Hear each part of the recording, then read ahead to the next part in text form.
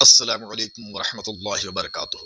الحمد لولیہ والصلاۃ لنبیہ وعلی آلہ واصحابہ المتأدبین بآدابہ۔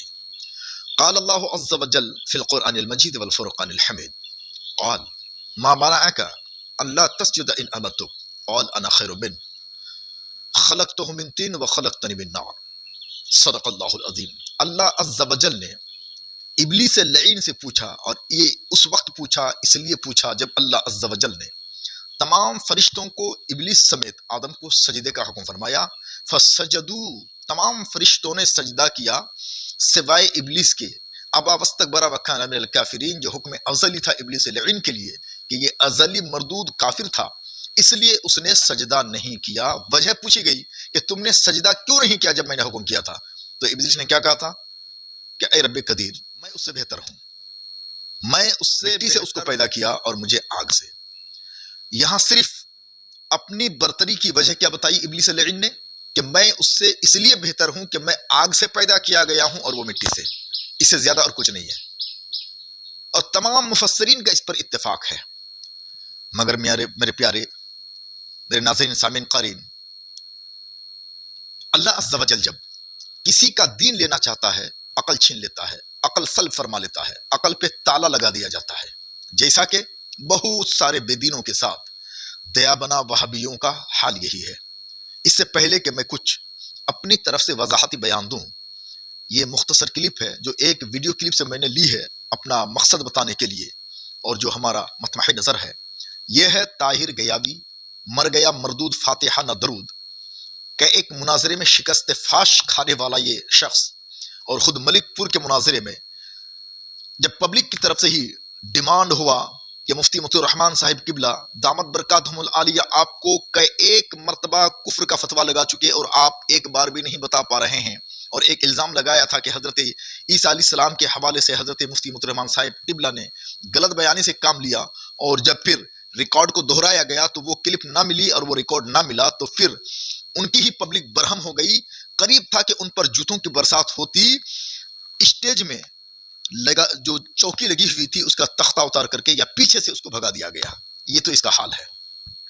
مگر بریلی کے تاجدار امام اہل سنت امام احمد رضا خان رحمۃ اللہ تعالی علیہ نے ایک رسالہ لکھا قبر پر اذان کے جواز کے سلسلے میں، اور یہ صرف آپ ہی کا فتویٰ نہیں ہے، بہت سارے فقہائے کرام کا فتویٰ ہے، اور یہ فتویٰ ایسے ہی نہیں ہے، قرآن و احادیث کی روشنی میں ہے کہ قبر پر اذان دینا یہ جائز ہے، فرض واجب کچھ نہیں، بلکہ فتاوی شامی وغیرہ کا اگر آپ کو مطالعہ ہوگا تو اس میں قبر پر اذان دینے کو مستحب قرار دیا گیا ہے۔ تو عزیزان ملت اسلامیہ، پہلے آپ اس کا ویڈیو کلپ ملاحظہ کیجئے۔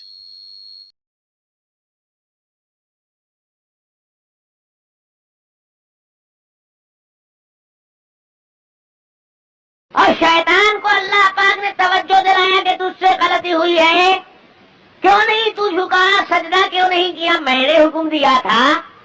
اللہ پاک نے اس کو توجہ دلایا، غلطی کا احساس دلایا کہ اقرار کرو کہ غلطی ہوئی۔ اللہ تعالیٰ نے پوچھا یا ابلیس ما منعک الا تسجد اذ امرتک، ارے نالائق جب میں نے آرڈر دیا تھا تو جھکا کیوں نہیں؟ اس نے کہا چپ رہیے، بہت آرڈر مانا ہے آپ کا، اب تو آپ اٹھ پٹانگ آرڈر دینے لگے ہیں تو کب تک ہم مانتے رہیں گے؟ ہم جانتے ہیں کہ آرڈر دینے والے آپ ہی تھے، لیکن آپ کا آرڈر ہی غلط تھا۔ میں بڑا تھا اور جس کے سامنے جھکا رہے تھے وہ چھوٹا تھا، اور میں عالم تھا اور جس کے سامنے جھکا رہے تھے وہ عالم نہیں تھا، اور میں بہت بڑا عبادت گزار تھا اور جس کے سامنے جھکا رہے تھے اس نے ابھی کوئی عبادت نہیں کی تھی، تو ایک بڑے کو چھوٹے کے سامنے آپ جھکا رہے تھے، اس لیے ہم نہیں جھکیں گے۔ چلے چپاٹر ان کے ویڈیوز کو تھوڑے تھوڑے کاٹ کاٹ کر کے چھوڑتے ہیں فیس بک، یوٹیوب وغیرہ میں، مگر یاد رہے کہ اللہ عز و جل جب دین لیتا ہے عقل چھین لیتا ہے۔ اس مردود کو دیکھیے کہ اس مردود نے اللہ عز و جل کی شان میں کیا کیا بگ ڈالا ہے، آپ نے خود ملاحظہ کر لیا نا، کیا کیا بکا۔ قرآن کی آیت میں خود ان کے تراجم میں بھی اس سے زیادہ آپ کو نہ ملے گا کہ اللہ نے سجدے کا حکم کیا، تمام فرشتوں نے سجدہ کیا، ابلیس نے سجدہ نہیں کیا کیونکہ وہ کافر تھا یا کافر ہو گیا۔ وجہ پوچھی کیوں نہیں سجدہ کیا، جواب ملا کہ میں اس سے بہتر ہوں، بہتر کی وجہ بتائی کہ اس کو اے اللہ تو نے مٹی سے پیدا کیا، مجھے آگ سے، اتنی سی بات ہے۔